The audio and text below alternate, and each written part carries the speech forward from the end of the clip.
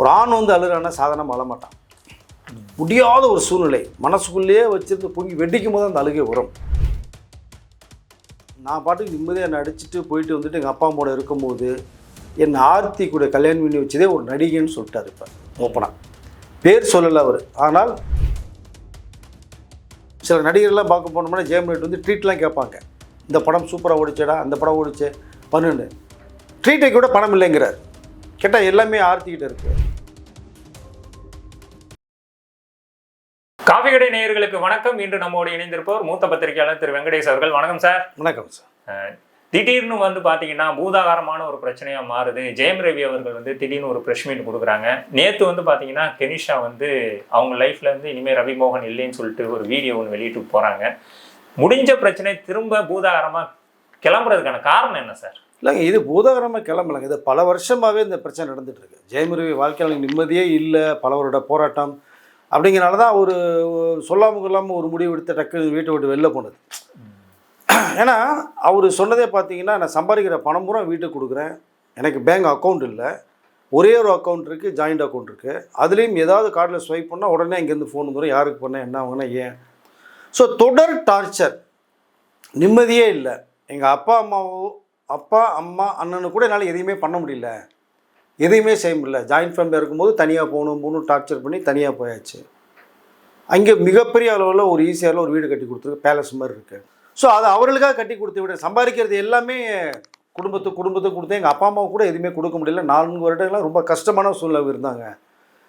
But ஒரு கட்டத்துக்கு மேலே என்னால் வந்து இங்கே ட்ராவல் பண்ண முடியாதுங்கிற முடிவு வருது. ஏன்னா வாழ்க்கையில் ஒரு மனிதன் வந்து கஷ்டப்படுறது நிம்மதியாக இருக்கிறது, ஒரு 3 வேளை சாப்பிட்டு நிம்மதியாக போனோம் தூங்கணும் வச்சேன், அந்த நிம்மதி கூட எனக்கு இல்லை. எனக்கு ரெண்டாவது பார்த்தீங்கன்னா அவங்களுடைய ஓன் ப்ரொடக்ஷன் ஸ்டார்ட் பண்ணி அதில் வேறு என்னை யூஸ் பண்ண ஆரம்பிச்சு, வெளி கம்பெனி பண்ண விடாமன்னாங்கன்னு ஏகப்பட்ட பிரச்சனைகளை அவரை பல வருடங்களாக வெளியில் சொல்ல முடியாத அளவுக்கு இருந்ததுனால தான் திடீர்னு வீட்டை விட்டு வெளில வந்து வேறு கோவாவில் போனது. அவர் அங்கே வந்து ஒரு மனிதன் இன்றைக்கி வந்து ப்ரெஸ் மீட் கொடுத்துருக்காரு. ஒரு ஆண் வந்து அழுறானா சாதாரணமாக அழமாட்டான். முடியாத ஒரு சூழ்நிலை மனசுக்குள்ளேயே வச்சுருந்து பொங்கி வெடிக்கும் போது அந்த அழுகை வரும். ஸோ இப்போ தான் பட்ட துன்பங்கள் கஷ்டங்கள் ஒரு ஆறுதல் சொல்லக்கூட ஆள் இல்லாமல் ரொம்ப ஒரு இக்கட்டான சூழ்நிலை இருக்கும்போது எனக்கு ஆறுதல் சொன்னது கெனிஷா அப்படின்னு. பட் ஏதோ ஒரு நட்பு உருவாகிருக்கு. ஓகே, நான் அதுக்குள்ளே போக விரும்பலை. பட் அங்கே ஒரு மனிதன் வந்து தனிமையில் இருக்கும்போது ஒரு ஆறுதல் ஒன்று கொடுக்கும்போது அது பெரிய விஷயமா பார்க்கணும். அப்படி தான் எங்களுடைய நட்பு உருவாச்சு நான் நினைக்கிறேன் அதை. ஸோ அதற்கு பிறகு வந்து இந்த பிரச்சனைகள் வந்து ஜெயம் ரவி எங்கே போயிருக்காரு என்னன்னு தெரியாமல் அவங்க வந்து ஒரு தேடும் போது கோவாவில் இருக்கிற விஷயம் ஒன்று வருது. பார்த்தா கெனிஷாவோட இருக்கார். ஒரு நட்பின் ரீதியாக இருக்கும் போது இங்கே பிரச்சனை ஸ்டார்ட் ஆகுது. சரி, இவங்க பிரச்சனை ஆச்சு, குடும்பத்தில் ஏகப்பட்ட ப்ராப்ளம். ஓகே, டைவர்ஸ் வரைக்கும் இவங்க கோர்ட்டுக்கு போயிட்டாங்க ஆர்த்தி அவர்கள். ரைட், இங்கே ஃபெமினிசம் அப்படிங்கிற விஷயங்கள் பெரிய அளவில் இருக்குது. அது பாதிக்கப்பட்டது யார் பொய்யான போகிற தர்றாங்கிறதெல்லாம் டோட்டலாக ஒரு என்கொயரி பண்ணால் தான் யார் மேலே தவறுன்னு கண்டுபிடிக்க முடியும் நம்ம அதை. ஸோ அவங்க கோர்ட்டுக்கு போனதுக்கு அப்புறமேல் நீங்கள் டைவர்ஸ் கேட்டு போயிட்டீங்க. இப்போ இதற்கு மேலேயும் ஒரு டார்ச்சர் திரும்ப பண்ணும்போது தான் இப்போ கெனிஷாவுக்கும் ஏகப்பட்ட ப்ராப்ளம் வந்து உருவாகிருக்கு அப்படின்னு இப்போ ஜெயம் ரவி சொல்கிறார். அவர்களும் கெனிஷா ஒரு வீடியோ ஒன்று போட்டிருக்காங்க. போட்டு இனிமேல் வந்து யாருடையதுலையும் நான் இல்லை, நான் போகிறேன். ஏன்னா அவருடைய பதிவே பார்த்தீங்கன்னா சின்ன வயசுல நான் அப்பா அம்மா இழந்துட்டேன், 18-19 வருஷம் கல்யாணம் பண்ணி கொடுத்துட்டாங்க, குழந்தை உருவாச்சு, அந்த குழந்தையும் இல்லை. ஸோ இப்போ அந்த ஹஸ்பண்டு சரியில்லை, பல பேர் தொடர்பு வச்சுருந்தார், எனக்கு அந்த வாழ்க்கையும் இல்லை. ஸோ நிம்மதி இல்லாமல் ஒரு வாழ்க்கையை தேடி அவர்கள் ஒரு பக்கம் வரும்போது இங்கே ஜெயம் ரவி ஒரு பக்கம் நிம்மதி இல்லாமல். ஸோ 2 பேரும் வந்து 2 வயலில் போகிறாங்க. அப்போ அங்கே அவங்க பார்க்கும்போது ஒரு நட்பு உருவாது. பட் அது இங்கே ஒரு பெரிய விஷயமா எடுத்தாங்க. பட் இதுக்கெல்லாம் நான் பாட்டுக்கு நிம்மதியாக என்னை அடிச்சுட்டு போயிட்டு வந்துட்டு எங்கள் அப்பா அம்மாவோட இருக்கும்போது என் ஆர்த்தி கூட கல்யாணம் பண்ணி வச்சதே ஒரு நடிகைன்னு சொல்லிட்டார். இப்போ ஓப்பனாக பேர் சொல்லலை அவர். ஆனால் அது ஒரு அடைமொழியை வச்சு சொல்லிட்டார். அது யாருங்கிறது எல்லாருக்குமே தெரியும். பட் என்னுடைய வாழ்க்கையை சீரழிஞ்சதே அவங்க தான் அப்படின்றார். ஸோ ஆனால் ஜெயம் ரவி மாருதியும் லவ் பண்ணி தான் கல்யாணம் பண்ணிக்கிட்டாங்கிற ஒரு விஷயம் தான் இருக்குது. பட் இப்போ என்ன சொல்கிறாரு, என்னை பிளாக்மெயில் பண்ணி தான் ஆர்த்தி கல்யாணம் பண்ணாங்க அப்படிங்கிற மாதிரி விஷயத்தை இப்போ சொல்கிறார். ஸோ ஏதோ ஒன்று நடந்து முடிஞ்சிருச்சு. இப்போது கெனிஷான்ற அந்த கேரக்டர் மட்டும் இல்லை, எல்லாம் போயிடுச்சுன்றார். இப்போ நான் தனியாக இருக்கேன், இனிமேல் நான் படம் பண்ண மாட்டேன், என்னுடைய ஃபேமிலி இந்த மேட்ரு வந்து டைவர்ஸ் மேட்ரோ ஃபேமிலி மேட்டோ முடிச்சதுக்கப்புறம் தான் நான் வருவேன் அப்படின்னு ரொம்ப ரொம்ப மனம் உருகி ஒரு அழுது பேசுகிற ஒரு வீடியோ ஒன்று விட்டுருக்கார். இது ஏன் இப்போ விட்றாருன்னா 2-3 வருடங்களாகவே ஒரு மனசில் போட்டு உலட்டிக்கிட்டே இருந்த ஒரு விஷயம். கெனிஷா இருக்கிற வரைக்கும் ஒரு ஆறுதல் இருந்ததுன்றது மாதிரி தான் இப்போ அவருடைய பயணம் இருந்தது. அவங்களும் போனதுக்கப்புறம் வழியில் ஓப்பன் பண்ணிட்டார்.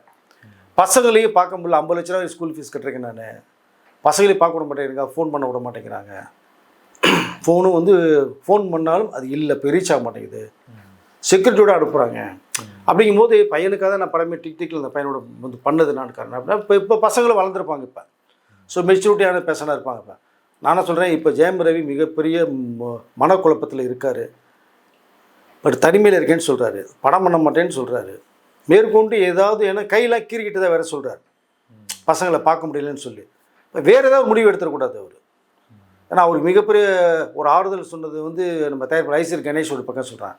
ஒரு தனிமையில் இருக்கலாம், அவருடைய நண்பர்களும் சரி, இல்லை ஐசர் கணேஷ் அவர்களோ யாரோ, இல்லை அவங்க அப்பா அம்மாவோ, ராஜாவோ, அண்ணன் ராஜாவோ ஜெயம் ரவியை வந்து நீங்கள் கூட்டி போய் ஒரு ஆறுதல் சொல்லி, இப்போ அவருக்கு வந்து ஒரு அன்பும் ஆர்வம் தான் தேவைப்படுது. இப்போ அதுக்கு கிடைக்கலன்னா அவர் என்ன முடிவுனாலும் எடுத்துருவார் போல தெரியுது. ஏன்னா அவருடைய மனநிலை அந்த இடத்துக்கு வந்து இப்போ நிற்குது. ஆனால் நான் பலன் வரைக்குமே ஜெயம் ரவி ஒரு நல்ல மனிதர், சிறந்த மனிதர், பண்பாளர். ஏன்னா நான் நிறைய தடவை பேசியிருக்கேன், பத்திரிகையில் இருக்கும்போது நம்ம மீட் பண்ணியிருக்கோம். பட் அப்படிப்பட்ட ஒரு நபர் சில குடும்ப சூழ்நிலைகள், வெளி உலகத்துக்கு வராமல் சில விஷயங்கள் பண்ணியிருக்கலாம், வந்துருச்சு. நான் தவறானவனாக இருந்திருந்தேன்னா ஏகப்பட்ட நடிகர்கள் நான் படம் பண்ணி நடிச்சிருக்கேன், எங்கேயாவது ஒருத்தர் தவறாக நான் சொல்லிட்டோம் அப்படின்றார். பட் அது நிச்சயம் தான், அவர் பேர் எந்த கான்ட்ரவர்சியிலும் மாற்ற கிடையாது அவர் இது வரைக்குமே. ஸோ அப்படிப்பட்ட ஒரு நபர் இன்றைக்கி வந்து அழுகிறாரு அப்படின்னா மிகுந்த வேதனைக்குள்ளார ஒரு விஷயமாக தான் நான் பார்க்குறேன் சார். இந்த டிவோர்ஸ் மேட்ரு 2-3 வருஷமாக வந்து போயிட்டு இருக்கு, இது எல்லாருக்குமே தெரியும். ஏன் இந்த டிவோர்ஸ் இன்னும் வந்து ஒரு முடிவை எட்டாமல் இருக்குது சார்? இல்லை, டிவோர்ஸ் வந்து 2 பேர் சம்மதத்தின் பேரில் உடனே கிடச்சிருங்க. அப்படி இல்லை ஒருத்தர் போட்டுட்டு ஒருத்தர் வந்து கொடுக்கலன்னா அது கொஞ்சம், அதாவது ஒரு பக்கம் கவுன்சிலிங் போக காம்ப்ரமைஸ் ஆகுது ட்ரை பண்ணுவாங்க, எதுவுமே கிடைக்கலன்னா கண்டிப்பாக கொடுத்தாங்கணும். பட் ஆனால் இது வரைக்குமே நீங்கள் சொன்ன மாதிரி 2 வருஷமாக மேற்பட்டு கோர்ட் கேஸில் அலைஞ்சிட்டு தான் இருக்கேன், ஏரிங் மேலைகள் தான் போயிட்டுருக்கு. பட் இன்னும் முடிவுக்கு வரலை. அப்போ வராத வரைக்குமே பார்த்தோம்னா ஒன்றா வாழ பார்க்கணும், வாழ முடியல பிரிஞ்சு போயிடணும். இருந்துக்கிட்டு ஒருத்தர் டார்ச்சர் பண்ணிக்கிட்டு வாழ்க்கையை வாழ்றது வந்து ஒரு அர்த்தமே இல்லாத வாழ்க்கை அது. இப்போ அப்படி பார்க்கும்போது டைவர்ஸ் ஏன் கிடைக்கலன்னா ஒருத்தர் சம்மதிக்கலைன்ற மாதிரி தான் தெரிய வருது இப்போ நம்ம இதை. அப்போது ஆர்த்தியுடைய டார்கெட் வந்து ஜெயம் ரவியை டென்ஷன் பண்ணு, கெனிஷாவிட்டிருந்து பிரித்து வரணும், கொண்டு வரணுங்கிற அந்த நோக்கத்தில் செயல்பட்டாங்களா என்னன்னு தெரியாது நமக்கு அதை. பட் இன்றைக்கி கெனிஷா இல்லை, கெனிஷாவை ஏகப்பட்ட டார்ச்சர் பண்ணதுனால தான் அவர்கள் ஒரு வீடியோ ஒன்று போட்டு விட்டு பரப்பிட்டு போயிட்டாங்க அவங்க பாட்டுக்கு. இப்போ ஜெயம் ரவி வந்து நான் எல்லாத்தையும் வீடு கட்டி கொடுத்தேன், இன்றைக்கி பேலஸ் மாதிரி இருக்குது அந்த வீடு ஈஸியாரில், நான் வாடகை வீட்டில் நான் இருக்கேன். நான் இப்போ சில நடிகர்லாம் பார்க்க போனோம்னா ஜெயம் ரவி வந்து ட்ரீட்லாம் கேட்பாங்க, இந்த படம் சூப்பராக ஓடிச்சேடா, அந்த படம் ஓடிச்சே பண்ணுன்னு. ட்ரீட்டை கூட பணம் இல்லைங்கிறார். கேட்டால் எல்லாமே ஆர்த்திக்கிட்ட இருக்குது, நான் அவர்கிட்ட தான் கேட்கணும் நான் அப்படிங்கிற மாதிரி ஜெயம் ரவி சொல்கிறார். அப்போது அவ்வளோ ஒரு இக்கட்டான சூழ்நிலை இருந்திருக்காரு. பட் இப்போ என்னென்னா ஒரு டைவர்ஸ் கிடச்சி போயிடுச்சுன்னா நிம்மதி, அதுதான் இப்போ சொல்ல வர்றார். என்னுடைய குடும்ப பிரச்சனை முடிஞ்சதுக்கு பிறகு தான் நான் மீண்டும் நடிக்க வருவேன், நான் அது நடிக்க மாட்டேன் அப்படிங்கிறது தெளிவாக ஒரு முடிவுக்கு எடுத்திருக்காரு இப்போ.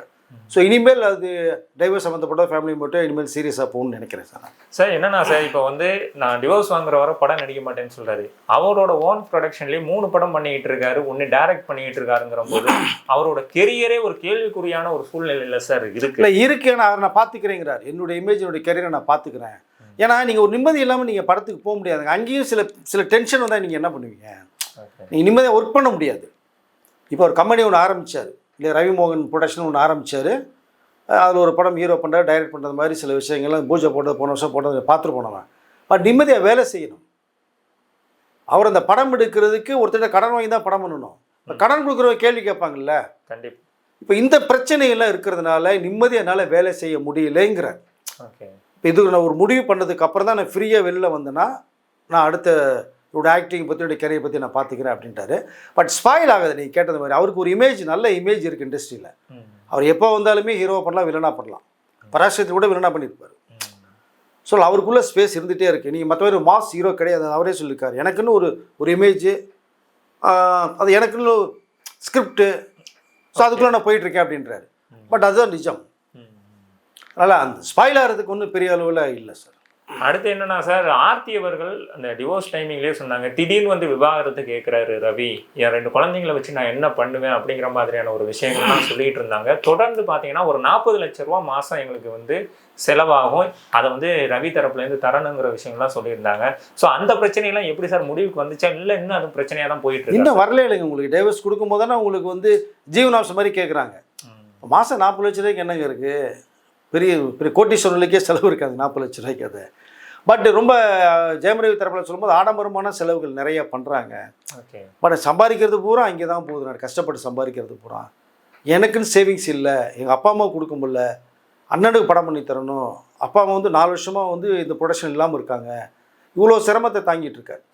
இப்போ நீங்கள் வந்து டைவர்ஸ் கொடுத்துட்டால் அதுக்குள்ளே ஜீவனாசி என்னங்கிறதோ அவர் ஷேர் பண்ணி கொடுக்க கண்டிப்பாக கொடுத்துருவார், அது ஒன்று வாய்ப்பு இருக்காது. பட் பசங்களுக்குன்னா பசங்களை நீங்கள் பார்க்க விட்டாதானே, இப்போ 50 லட்ச ரூபா கொடுத்துருக்கீங்கன்னு சொல்கிறார், பசங்களை பார்க்க முடியலைங்கிறார்.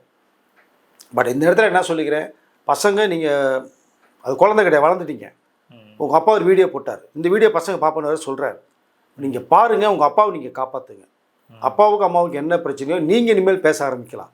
ஓகே, ஏன்னா உங்களுக்கு மெச்சூரிட்டி வந்தாச்சு, கண்டிப்பாக நீங்கள் பேசலாம் தான் நான் நினைக்கிறேன். இதுக்கு முடிவு எடுக்கணும்னா பசங்க முடிவு எடுக்கலாம், அப்போ ஒரு சொல்யூஷன் கிடைக்கும். ரொம்ப சின்ன பசங்களா இருக்காங்களே சார், இருந்தாலும் விவரம் தெரியுங்க பிறகு பசங்களுக்கு. ஓகே, இருக்கிற சூழ்நிலைகள் தெரியுமில்ல. ஓகே, இல்லையா? கிட்டத்தட்ட 23 வருட வாழ்க்கைன்றார். அப்போ பசங்களுக்கு என்ன வயசு இருக்கும் பார்த்துங்க நீங்களே. ஸோ விவரம் தெரிகிற பசங்க தான்.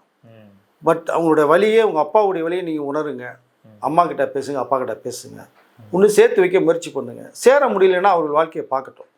உங்களுக்கு 2 பேருமே தேவை, பசங்க அப்பாவும் தேவை, அம்மாவும் தேவை. அப்பா வந்து ஜெயமரவியும் பசங்க மேலே ரொம்ப அன்பு வச்சுருக்காரு. இல்லைன்னா ஒரு மனுஷன் அழமாட்டா. அப்படி ஒரு ஆண் அழுகிறானா காரணமெல்லாம் அழ முடியாதுங்க, இறுதி கட்டம் வந்தால் தான் அழ முடியும், அவனால் பிளாஸ்ட் ஆகுது. ஓகே. ஸோ இப்போ ஜெயமரவியை நம்ம இழந்துடக்கூடாதுங்கிற நோக்கத்தில் தான் நானும் இப்போ பேசுகிறேன். நண்பர்கள், நீங்கள் ஜெயமரவியை காப்பாற்றுங்க, கூட இருங்க, ஆறுதல் சொல்லுங்கள், அவருடைய வாழ்க்கை பிரயாசம் வர்றதுக்கு ஒரு வழிகாட்டுதல் இருங்க. குடும்ப பிரச்சனை நிறைய இருக்கு அவருக்கு, மீண்டும் அதுலேருந்து வரணும். அவர் ஓகே, சுற்றிலும் நிறைய பிரச்சனை இருக்குன்றார், அந்த பிரச்சனைகளை நீங்கள் தான் சரி பண்ணணும். ஓகே சார், எனக்கு இதில் இன்னொரு கேள்வி என்னன்னா சார், ஜெயம் ரவி அவர்கள் வந்து கடந்த ஒரு 4-5 படங்களாக அவங்களோட மாமியாருக்கு அவர்களுக்கு தான் பண்ணி கொடுத்துருக்காங்க. பெரிய படத்தில் வந்து பெரிய படங்கள், அந்த படங்கள் எதுவுமே பெருசாக ஹிட் ஆகலைங்கிற போது எனக்கு ஒரு சம்பளம் பேசுகிறாங்க, அந்த சம்பளம் நான்கிற ஒரே காரணத்துக்காண்டி எனக்கு கொடுக்காம அதை அவங்க ப்ரொடக்ஷன்லேயே வச்சுக்கிறாங்க. இப்போ நான் வெளி ப்ரொடக்ஷனுக்கு பண்ணால் எனக்கு ஒரு பெரிய அமௌண்ட் சம்பளம் வரும், அந்த சம்பளத்தை எனக்கு கொடுக்க மாட்டேங்கிறாங்க, மருமகன்கிற ஒரு உறவை வந்து ரொம்ப தப்பாக பயன்படுத்திக்கிறாங்க அப்படிங்கிற மாதிரியான விமர்சனம்லாம் வச்சாரு. அதெல்லாம் தான் இதுக்கு காரணமா சார்? இல்லை, அதுதான் சம்பளம் பூரா வாங்கிக்கிறான்னு சொல்கிறாங்க. அவங்க வந்து ஓன் ப்ரொடக்ஷனில் பண்ணது கூட சம்பளம் கோட் பண்ணி ஒரு ஃபர்ஸ்ட் காப்பி பேஸில் பண்ணுறாங்க அப்படின்னா ப்ரொடக்ஷன் காஸ்ட்டை சொல்லிடுறாங்க, இந்த சம்பளமும் வரலன்றாரு. இப்போ தொடர்ந்து வெளிப்படங்களும் பண்ண முடியலைங்கிறாரு, வெளிப்படங்களும் பண்ண விட மாட்டேங்கிறாங்க. அப்போ டோட்டலாக ஒரு பைண்டிங் ஆகியிருக்காரு அவருக்கு. இப்போ எதுவுமே மீண்டு வர முடியல என்னால், அப்படிங்கிறனால தான் பல வருடங்கள் போராட்டம். அதன் விளைவாக தான் டோட்டலாக வெளியில் வந்தது காரணமே அவர். பட் நிறைய சிக்கல்கள், இடியாப்ப சிக்கல் நிறையா இருக்கு அவருடைய லைஃப்பில். அதெல்லாம் ரிலீஸ் பண்ணிட்டு அவர் வெளியில் வரணும். ஒன்று அவங்க ஒய்ஃபு மாமியாரும் சேர்ந்துட்டு டார்ச்சர் பண்ணுறது மாதிரி சொல்கிறாங்க இல்லையா, அதுக்கு 2 பேரும் சேர்ந்து முடிவு பண்ணுங்க, என்னன்றது விஷயம் சொன்னால் தானே தெரியும். ஸோ இப்போ கெனிஷா வேற இல்லை, போயிட்டாங்க. இனிமேலாவது நீங்கள் வந்து ஜெயமரவியுடைய பேசியா, இல்லை அவர் மிகப்பெரிய ஒரு கோபத்தில் இருக்கிற மாதிரி தெரியுது இப்போ நமக்கு. அதை இப்போ அது கோபத்துலேருந்து ரிலீஃப் ஆன அவர் ஃபஸ்ட்டு. இப்போ பசங்களை மீட் பண்ண வைங்க, பசங்களை பார்க்க விடலைன்றார். மீட் பண்ண வச்சு நீங்கள் ஒன்றா சமரசமாக வாழணும்னு நினச்சிங்க அப்படின்னா நீங்கள் வந்து அன்பாக போகிறது தான் பெட்டர். அதுக்கு மீறி ஒரு முடிவு எடுத்தீங்கன்னா அவரும் முடிவு எடுக்கிறேங்கிறார். ஏன்னா இதனுடைய நான் நிறையா விஷயங்கள் என்கிட்ட ப்ரூஃப் இருக்கு, வெளியில் விடுவேன்றாரு, அது என்னங்கிறது வேற தெரியல. இப்போ 4 செவத்துக்கு ஒரு விஷயம் உங்கள் நடுத்தருக்கு வந்துருச்சு இப்போ. பட் ஒரு நல்ல மனிதர், ரொம்ப வந்து இறங்கி போகாமல் ஓரளவு சமரசமாக போகணும். அது எந்த ரூட்டில் போவாங்கிறத வந்து அவர் தான் முடிவு பண்ணணும். இந்த நேரம் பார்த்து ஜெயம் ரவி ப்ரெஸ் மீட் விட்டுருக்காரு. இதை தொடர்ந்து ஆர்த்தி அவர்களும் அவங்களோட கருத்தை சமூக வலைதள பக்கங்களில் தெரிவிச்சிருக்காங்க. இந்த நிலையில் குஷ்பு அவர்கள் வந்து சொல்லியிருக்காங்க, தாயிடம் ஒருபோதும் விளையாடாதீங்க, அவங்க சிங்கக்குட்டிகள் கூட இருக்காங்க, அவங்களுக்கு மிகப்பெரிய ஒரு சக்தி கிடைக்கும், அதெல்லாம் காமிச்சாங்கன்னா நீங்கள் தாங்க மாட்டீங்க அப்படிங்கிற மாதிரி அவங்க ஒரு கருத்தை தெரிவிச்சிருக்காங்க. தொடர்ச்சியாக வந்து ஆர்த்தி அவர்களுக்கு சப்போர்ட் பண்ணுறதுக்கான வாய்ஸ் தான் இப்போ வெளில வந்துகிட்டு இருக்கு. ஜெயம் ரவி அவர்களுக்கு பெருசாக யாரும் இன்னும் சப்போர்ட் பண்ண மாதிரி தெரியலையே சார். இல்லை, அதுதாங்க, இதை ஒருத்தருக்கு ஒருத்தர் பேசிக்கிட்டே இருந்தோன்னு வச்சுங்களேன், இது ஒரு முற்றுப்புள்ளியே கிடையாது, இது வளர்ந்துக்கிட்டே தான் போகும். இப்போ ஜெயம் ரவி ஒரு விஷயத்த சொல்லும் போது இப்போ அவர்களும் ஒரு விஷயத்த சொல்கிறதா சொல்கிறீங்க.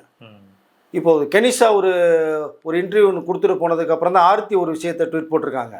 இது பிரச்சனையில் வளர்க்க வேண்டாம், நீங்கள் ஒரு பிரச்சனையை முற்றுப்புள்ளி வைங்க, பிடிச்சா வாழுங்க, பிடிக்கலைன்னா பிரிஞ்சு போயிடுங்க, அது அவர் சொந்த வாழ்க்கை தான். அதை யாரும் சொல்ல முடியாது, சேர்ந்து வாழுங்கன்னா சொல்ல முடியாது, பிரிஞ்சு சொல்ல முடியாது தான். ஆனால் நிம்மதி இல்லாத ஒரு வாழ்க்கையை வாழும்போது அது யாருக்குமே பிரயோஜனம் இல்லைங்க. கண்டிப்பாக இந்த வேலை நடக்காது, அவருடைய லைஃப் பெரிய ஸ்பாயில் ஆகும். அப்போ ஒருத்தருடைய கேரியர் அடிக்கிறது மட்டும்தான் ஒரு டார்கெட் வச்சா அப்புறம் என்ன சொல்கிறது நம்ம? அதை சார் இன்னொன்று என்னன்னா, கூட நான் சொன்னா நீங்க நம்ப மாட்டீங்க. அதே குடும்பத்துல ஒருத்தர் வந்து கஷ்டப்பட்டு டிவோர்ஸ் வாங்கிட்டு வெளில வந்திருக்காரு. அவருக்கு அங்க என்ன நடந்துச்சு கேளுங்கன்னு சொல்லிட்டு எவிடன்ஸா இன்னொரு ஒருத்தரை கூட்டிட்டு வந்து அவர் பேசுற அளவுக்காக சுச்சுவேஷன் இருக்கு. இருக்கிறதுனால தானே கூட்டு வந்து பேச வைக்கிறாரு. அதான் ப்ரூஃப் என்கிட்ட இருக்கு, நிறைய விஷயம் இருக்கு. நான் இது வரைக்கும் வாயை திறக்கல 2 வருஷமா, அதனால சும்மா இருப்பான்னு ஜெயம் நினைச்சிட்டீங்க. இனிமேல் ப்ரூஃபோட நான் வந்து உட்காந்து நான் பேசுறேன், காட்டுறேன், காட்டினா தாங்க மாட்டீங்க அப்படிங்கிறாங்க. அப்ப ஏதை வளர்க்கணும். ஓகே. ஒரு விஷயம் பிடிச்சா வாழுங்க, பிடிக்கலைன்னா அவங்க பாட்டு ரூட்டில் போயிடணும் இல்லையா? கண்டிப்பா. அவருடைய வாழ்க்கையை பார்த்துட்டு போவாங்க. நீங்கள் உங்கள் வாழ்க்கையை பார்த்துட்டு போவீங்க, அவர் வாழ்க்கையை பார்த்துட்டு போவார். அதுதான் வந்து இறுதியாக சொல்லிக்க முடியும். சேர்ந்து வாழ முடியலன்னா. ஓகே. அப்போ நீங்கள் வந்து பக்கத்தில் ஒருத்தர் உட்கார வச்சுட்டு இந்த சம்பவத்தை ஒன்று பேசுகிற அப்படின்னா இன்னும் தொடர்ந்து ஏச்சுன்னா என்ன பண்ண முடியும்? நீங்கள் ஒன்று சொல்லுங்க, அவர் ஒன்று சொல்ல, மாறி மாறி சொல்லிட்டு தான் இது அசிங்கம் தானே இது.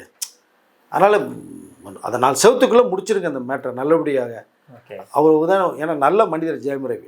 நான் அது பலன வரைக்கும் சொல்ல வரேன். நான் அதை நல்ல டைப், யார்கிட்டையும் கோவப்பட மாட்டார், யார்கிட்டையும் சண்டைக்கு போக மாட்டார், பிரச்சனை இல்லாத ஒரு மனிதர். அப்படிப்பட்டவரே இன்னைக்கு ஒரு விஷயத்தை போல்டாக உடைக்கிறார் அப்படின்னா, ஸோ எந்த அழுத்தம் இருந்தால் உடைப்பார் உங்களுக்கு அதை. கண்டிப்பாக. அதனால் இது ஒரு தீர்வு வரணுங்கிறதான் சொல்லிக்கல விரும்புகிறேன் சார் நான். ஓகே சார், பொறுத்திருந்து பார்ப்போம். ஏன்னா இப்போ இவர் தரப்பு நியாயத்தை இவர் சொல்லிட்டாரு. ஆர்த்தி தரப்புலேருந்து ஏதாவது கண்டிப்பாக ஒரு நியாயத்தை அவங்க சொல்லுவாங்க. இது பொதுவெளிக்கு வரும்பொழுது இப்போ நம்ம ஒரு பேசு பொருளாக இது மாறி இருக்கு. தொடர்ச்சியாக என்ன நடக்குதுன்னு பார்ப்போம் சார். நிறைய தகவலை பகிர்ந்துக்கிட்டீங்க. ரொம்ப நன்றி சார். நன்றி.